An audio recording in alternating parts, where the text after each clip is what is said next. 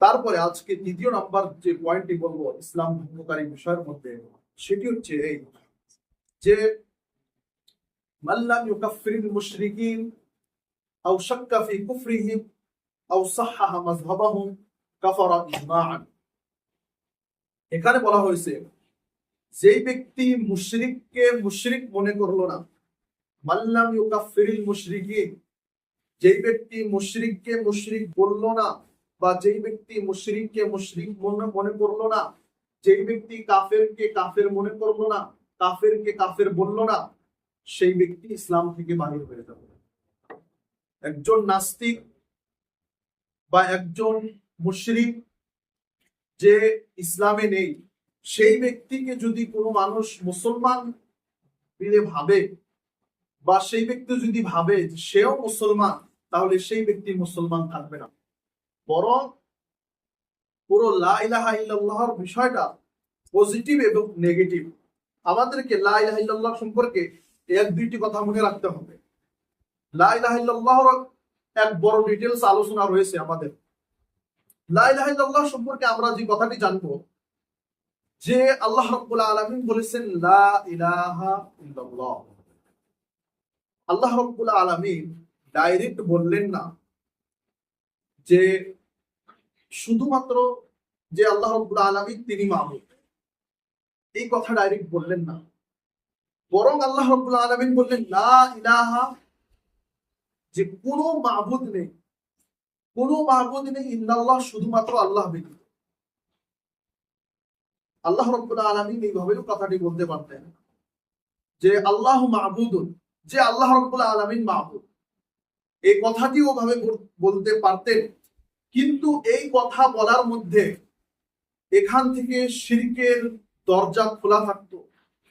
আমি যখন বললাম যে আল্লাহ রাব্বুল আলামিন মাবুদ, ঠিক আছে, আমি আল্লাহ রাব্বুল আলামিনকে মাবুদ হিসাবে মেনে নিলাম, কিন্তু এই কথাটির ভিতরে এই কথারও অবকাশ থাকবে যে আরো অন্য মাবুদও রয়েছে। আল্লাহ রাব্বুল আলামিন মাবুদ ঠিক আছে, কিন্তু আরো অন্য মাবুদও রয়েছে। এই কথার ভিতরে তখন এই কথার অবকাশ থাকবে। কিন্তু আল্লাহ রাব্বুল আলামিন এই ধরনের কথা না বলে লা মানে হাসর করে দিলেন। প্রথমে সমস্ত মাবুদের কে অস্বীকার করতে হবে আমাদেরকে, সমস্ত বাতিলকে, সমস্ত তাগুতকে আল্লাহ রাব্বুল আলামিন ব্যতীত। তারপরে আমরা এক আল্লাহ রাব্বুল আলামিনকে মানবো যে তিনি একমাত্র মাবুদ। যেমন ভাবে আল্লাহ রাব্বুল আলামিন সূরা ফাতিহার ভিতরে বলেছেন ইয়াকা না'বুদু ওয়া ইয়াকা নাস্তাঈন। আরবি গ্রামাটিক্যালি এই আয়াতটা এইভাবে হয়, না'বুদু ইয়াকা ওয়া নাস্তাঈনু ইয়াকা, এইভাবে হয়। এইভাবে যখন হবে তখন এর অর্থ হবে যে হে আল্লাহ, আমরা তোমার ইবাদত করি এবং তোমার নিকটে সাহায্য চাই। এটা কখন অর্থ হবে? এই অর্থ হবে যখন না'বুদু ইয়াকা নাস্তাঈনু ইয়াকা, যখন এই অর্থ করা হবে। কিন্তু আল্লাহ রাব্বুল আলামিন এই পদ্ধতি ব্যবহার না করে আল্লাহ রাব্বুল আলামিন শব্দের পরিবর্তন করে দিলেন, ইয়াকা না'বুদু ওয়া ইয়াকা নাস্তাঈন। এখন এটার অর্থ দাঁড়ালো এই যে আমরা শুধুমাত্র একমাত্র তোমারই ইবাদত করি এবং তোমার নিকটেই সাহায্য চাই। তাহলে কোনো মানুষ যখন আপনাকে প্রশ্ন করবে, আপনাকে কোনো মানুষ বা কোনো নাস্তিক যে আল্লাহ রাব্বুল আলামিন বা সৃষ্টিকারী সম্পর্কে বিশ্বাস রাখে না, নাস্তিক, কোন নাস্তিক যখন আপনাকে প্রশ্ন করবে যে আমি আল্লাহ রাব্বুল আলামিন মাবুদ কিছুই মানি না, আমি কিছুই মানি না যে কোন সৃষ্টিকর্তা আছে, আমি ভাবি সব বস্তু একাই হয়ে গিয়েছে, এমনিতে হয়ে গিয়েছে, তখন সেই ব্যক্তিকে আপনি বলবেন যে আপনি অলরেডি 50% ইসলামে দাখিল হয়ে গিয়েছেন। কেমন ভাবে? এইভাবে যে লা ইলাহা ইল্লাল্লাহর মধ্যে সর্বপ্রথম সমস্ত মাবুদকে বাতিল বলে ঘোষণা করা হয়েছে। ঘোষণা করার পরে শুধুমাত্র এক আল্লাহর প্রমাণ সাব্যস্ত করা হয়েছে। তখন সেই নাস্তিককে আপনি বলতে পারবো যে আপনি তো অলরেডি 50% ইসলামের ভিতরে এসেছেন, এখন আর 50% শুধুমাত্র বলে দিন যে একমাত্র আল্লাহ রাব্বুল আলামিন সৃষ্টিকারী। তাহলে আমাদেরকে মনে রাখতে হবে যে যারা নওয়াকিজুল ইসলাম মানে ইসলাম ভঙ্গকারী বিষয়ের মধ্যে রেখেছে মুহাম্মদ বিন আব্দুল ওয়াহাব, তিনি কথাটি দ্বিতীয় নম্বরে রেখেছেন যে মাল্লাম ইউকাফিরিল মুশরিকিন আও শাক্কা ফি কুফরিহিম আও সাহহাহা মাযহাবাহুম কাফারা ইজমাআন। যে ব্যক্তি কোনো ব্যক্তির কুফরির মধ্যে কোন ব্যক্তি একদম কাফের 100%, সেই ব্যক্তিকে জানা যাচ্ছে সেই ব্যক্তি কাফের, তারপরেও আমরা যদি সন্দেহ করি তাহলে আমরা নিজেরা মুসলমান থাকবো না, আমরা সেখানে সন্দেহ করতে পারবো না। যেমন কোন মানুষ যদি আবু জাহেল সম্পর্কে, ফিরআউন সম্পর্কে সন্দেহ পোষণ করে, মনে হয় তারা মুসলমান ছিল, মনে হয় মুসলমান ছিল না, এই ধরনের কোন মানুষ যদি সন্দেহ করে তাহলে সেই ব্যক্তি মুসলমান থাকবে না। আও সাহাহা মাযহাবাহু, বা অন্য মাযহাব, মানে এখানে মাযহাব মানে এই দলাদলি নয়, মাযহাব মানে ইসলাম ব্যতীত যত ধর্ম নাম দিয়ে পৃথিবীর ভিতরে রয়েছে, এখানে মাযহাব শব্দের অর্থ এই ব্যবহার হয়েছে। আও সাহাহা মাযহাবাহু, অথবা বলল যে দেখেন না, এই যুগে অনেক মানুষ আছে যারা অনেক বস্তু আমরা মানুষের সাথে মিলিয়ে থাকতে চাই, ঠিক আছে, এটি ভালো ভালো কথা, কিন্তু সব বস্তুর মধ্যে কোশ্চিন কালো মিল হবে না, সব বস্তুর মধ্যে কোশ্চিন কালো মিল হবে না, সব বস্তুর মধ্যেও কোশ্চিন কালো মিল হবে না। আপনার স্ত্রীকে আপনি খুব ভালোবাসেন, এখন আপনি যদি বলেন যে আপনার স্ত্রীকে বলেন যে আমি তোমাকে খুব ভালোবাসি, এই জন্য তোমাকে আজকে থেকে আমি বউ না বলে মা বলে রাখবো, এটা কি সম্ভব? কোশ্চিন কালো সম্ভব না। তাহলে আমাদেরকে বুঝতে হবে যে কোন জায়গা আমরা নরম হব, কোন জায়গা আমরা খুব শক্ত হব। কোন মানুষ যদি ভাবে যে আমরা মুসলমান আছি, আমাদের ধর্ম তো ঠিক আছে, কিন্তু যারা মূর্তি পূজা করতেছে, মাজার পূজা করতেছে, তাদেরটাও ঠিক আছে, এই ধরনের কথা বা এই ধরনের আকীদা, এই ধরনের বিশ্বাস যদি কোন মানুষ রাখে, তাহলে সে ব্যক্তি মুসলমান থাকবে না, সে ব্যক্তি ইসলাম থেকে দূরে সরে যাবে। তাহলে আমরা এই তিনটি পয়েন্টের মধ্যে যে ব্যক্তি স্পষ্ট ভাবে কাফের, আমরা জানতে পারতেছি বিভিন্ন মাধ্যম দিয়ে, আমরা স্পষ্ট দুনিয়ার মানুষের সামনে স্পষ্ট হয়ে গিয়েছে যে সেই ব্যক্তি কাফের, তো সেই ব্যক্তি সম্পর্কে আমরা কাফের ধারণা রাখবো। তেমনি ভাবে ইসলামের উপর যদি কোনো মানুষ অন্য দিনকে প্রাধান্য দেয়, তাহলেও সে ইসলাম থাকবে না। আল্লাহ রসুল সাল্লাল্লাহু আলাইহি সাল্লাম যে দিনটি নিয়ে এসেছেন, যে কোরআন নিয়ে এসেছেন, তাকে যে কোরআন কিতাব দেওয়া হয়েছে, সেটি সর্বশ্রেষ্ঠ। এই জন্য আমরা খুতবা হাজা, জুমার দিন খুতবা হাজার মধ্যে একটি কথা শুনতে পাই, খতিব সাহেবরা কি বলেন ফাইন্না খায়রাল হাদিসি কিতাবুল্লাহ ওয়া খায়রাল হাদি হাদি মুহাম্মাদিন সাল্লাল্লাহু আলাইহি ওয়াসাল্লাম। এখানে কি বলা হয়েছে?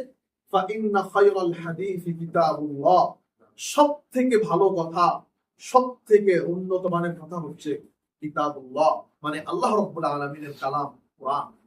ওয়া খায়রাল হাদি হাদি মুহাম্মাদিন সাল্লাল্লাহু আলাইহি ওয়াসাল্লাম, যে সর্বশ্রেষ্ঠ পথ, সর্বশ্রেষ্ঠ পন্থা, পদ্ধতি হচ্ছে আল্লাহ রাসূল সাল্লাল্লাহু আলাইহি সাল্লাম যে পন্থা, যে পদ্ধতি নিয়ে এসেছেন। অশারুল উমুরি মুহদাসাতুহা ওয়া কুল্লু মুহদাসাতিন বিদআহ, আরো ওইদিকে অন্য টপিক শুরু হয়ে যাবে, আমি সেদিকে যাই না।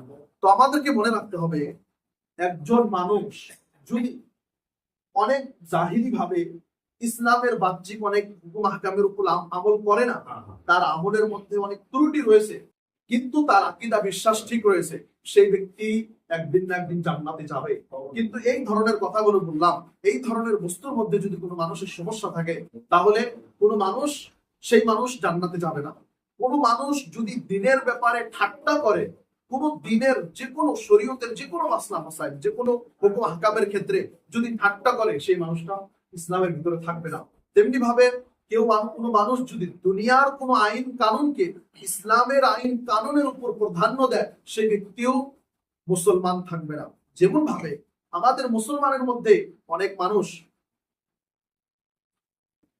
ইসলামের অনেক হুকুম আহকামের উপর অভিযোগ তুলে থাকেন, কেমন ভাবে? যেমন ভাবে বাপ মারা যাওয়ার পরে বাপের সন্তান রয়েছে, মেয়ে এবং ছেলে রয়েছে, শরীয়তের হিসাব হচ্ছে যে মেয়েকে 1 দিতে হবে এবং ছেলেকে 2 দিতে হবে।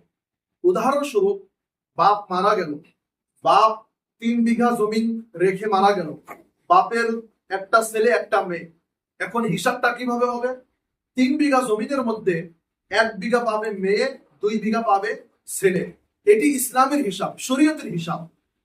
এবং এই কথাটা আল্লাহ রাব্বুল আলামিন কোরআনের ভিতরে বলে দিয়েছেন, লিয-যাকারি মিসলু হাযযিল উনসায়াইন। আল্লাহ রাব্বুল আলামিন স্পষ্ট করে বলে দিয়েছেন যে পুরুষ ডাবল পাবে, মহিলা 1 পাবে, এটি ইসলামের হিসাব। এখন অনেক মুসলমান মানুষ এই বিষয়ের মধ্যে অভিযোগ তোলে বা তারা অন্তর থেকে এই হুকুমটা সাপোর্ট করতে পারে না, যেটি তো ইসলাম তো আমাদের সাথে ন্যায়পরায়ণ মহিলাদের সাথে ইনসাফ করতেছে না। ইসলাম যেই আল্লাহ রাব্বুল আলামিন মানুষকে বানিয়েছে, সেই আল্লাহ রাব্বুল আলামিন কিভাবে মানুষের সাথে বান্দার সাথে বেইনসাফি করতে পারে? এটা কোশ্চেন কালেও সম্ভব নয়। এই ধরনের অভিযোগ আরো বিভিন্ন ইসলামের হুকুম আহকাম রয়েছে। এই ধরনের অভিযোগ যদি থাকে, হ্যাঁ, একজন মানুষের ভিতরে একটি বস্তু বুঝতে পারেনি, কোনো আলেমকে জিজ্ঞেস করবে সেটি ভিন্ন কথা, কিন্তু একজন মানুষ ভিতর থেকে সেটি অভিযোগমূলক আকীদা বানিয়ে রাখলো, সেই মানুষটা মুসলমান থাকতে পারবে না। ইসলামের বিভিন্ন বস্তু আল্লাহ রাব্বুল আলামিন হিসাব করে বানিয়েছে। এই জন্য আপনি দেখেন প্রত্যেকটি মানুষকে আমাদের ডাইন হাতে যতটুকু শক্তি, বাম হাতে তার থেকে কম শক্তি রয়েছে, এটি ন্যাচুরালি ভাবে। তেমনি ভাবে আপনি দেখেন গরু বাছুরের মধ্যে যে সার যে রয়েছে, সারের শক্তি বেশি, এবং যে গাই রয়েছে তার শক্তি কম তুলনামূলক ভাবে। এইভাবে আল্লাহ রাব্বুল আলামিন প্রত্যেকটি সিস্টেম বানিয়েছে। এবং আজকে মেডিকেল সায়েন্স, বিজ্ঞান, বড় বড় ডাক্তারদের এটি কথা যে মায়ের পেটের ভিতরে যখন সন্তান জন্মগ্রহণ করে, সন্তান জন্মগ্রহণের মধ্যে মায়ের পেটে যখন বাচ্চা মানে পুরুষ সন্তান যখন জন্মগ্রহণ করে, তখন মায়ের স্তনের ভিতরে দুধ বেশি দেয় আল্লাহ রাব্বুল আলামিন, এবং যখন মেয়ে সন্তান জন্মগ্রহণ করে তখন মায়ের স্তনের ভিতরে দুধ আল্লাহ রাব্বুল আলামিন কম দেয়। তাহলে আমাদেরকে বুঝতে হবে যে আল্লাহ রাব্বুল আলামিন প্রত্যেকটি বস্তু এমন ভাবে বানিয়েছে যে আল্লাহ রাব্বুল আলামিন কোনো বস্তুর সাথে বেইনসাফি করেননি। আমরা ধারণাই করতে পারবো না যে সৃষ্টিকর্তা আমাদেরকে এত মোহাব্বতের সাথে বানিয়েছে, সেই সৃষ্টিকর্তা কিভাবে আমাদের সাথে বেইনসাফি করতে পারবে?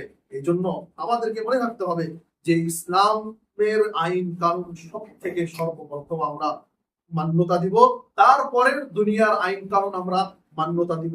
দুনিয়ার ভিতরে আজকে দেশের ভিতরে সরকারি ভাবে কোনো আইন কানুন, খুব ভালো আইন কানুন বানানো হয়েছে, আমরা যদি সেই আইন কানুনকে শরীয়তের আইন কানুনের উপরে রেখে দিলাম, তাহলে আমাদের ইমান নিয়ে সমস্যা হয়েছে, জান্নাতে যাওয়া আমাদের টানাটানি বেড়ে যাবে। এই জন্য আমাদের সর্বপ্রথম বা সবচেয়ে বেশি যে বস্তুটা খেয়াল রাখতে হবে, সেটি আমাদের অন্তরকে খেয়াল রাখতে হবে। কারণ আল্লাহ রাব্বুল আলামিন শিরক থেকে, বিদআত থেকে পাক অন্তরকে আল্লাহ রাব্বুল আলামিন জান্নাত দিবে। এবং সূরা মুদ্দাসসিরের ভিতরে যে আল্লাহ রাব্বুল আলামিন বলেছেন ওয়া সিয়াবাকা ফাতাহির, আর জাহিরি তরজমা কি? আর জাহিরি তরজমা হচ্ছে তোমার কাপড় পবিত্র করো, কিন্তু আসলে অর্থ এই নয় যে তোমার কাপড় পবিত্র করো। আল্লাহ রাব্বুল আলামিন আল্লাহ রাসূল সাল্লাল্লাহু আলাইহি সাল্লামকে বলেছেন ওয়া সিয়াবাকা ফাতাহির, মানে তাহির কলবা, তোমার অন্তরকে পবিত্র করো, মিনাশ শিরকি ওয়াদ দানাসি, বিভিন্ন শিরক বিদআত বিভিন্ন বস্তু থেকে তোমার অন্তরকে পবিত্র করো। এই জন্য আমরা কালেও নিজের অন্তরের ভিতরে শিরক বিদআত বিভিন্ন ধরনের নাস্তিকতাবাদ মতবাদ, বিভিন্ন ধরনের মতবাদ আমরা যেন আমাদের অন্তরের ভিতরে ঢুকতে না পারে আমরা খেয়াল রাখবো। এবং আমরা যতদিন পর্যন্ত জীবিত থাকবো ততদিন পর্যন্ত আল্লাহ রাব্বুল আলামিনের নিকটে দোয়া করব। আল্লাহ রাসূল সাল্লাল্লাহু আলাইহি সাল্লাম কন্টিনিউ দোয়া করতেন, ইয়া মুকাল্লিবাল কুলুব সাব্বিত কলবি আলা দীনিক, হে অন্তর হেরফেরকারী, তুমি আমার অন্তরকে তোমার দ্বীনের উপর প্রতিষ্ঠিত রাখো। এই দোয়াটি আল্লাহ রাসূল সাল্লাল্লাহু আলাইহি সাল্লাম মাগরিবের সালাতের পরে 3 বার করে পড়তেন। আমরা চেষ্টা করব এই দোয়াটি পড়ার। ইয়া মুকাল্লিবাল কুলুব সাব্বিত কলবি আলা দীনিক, ইয়া মুকাল্লিবাল কুলুব সাব্বিত কলবি আলা দীনিক। আমরা সর্বশেষ আল্লাহ রাব্বুল আলামিনের নিকটে দোয়া করি, হে আল্লাহ, আমরা যতদিন পর্যন্ত জীবিত থাকবো আমরা মুসলমান হয়ে যেন জীবিত থাকতে পারি, আমিন। এবং যখন আমরা মৃত্যুবরণ করব তখনও যেন আমরা কালিমা মুসলিম হয়ে মৃত্যুবরণ করতে পারি, আমিন। ওয়া আখিরু দাওয়ানা আলহামদুলিল্লাহি রাব্বিল আলামিন।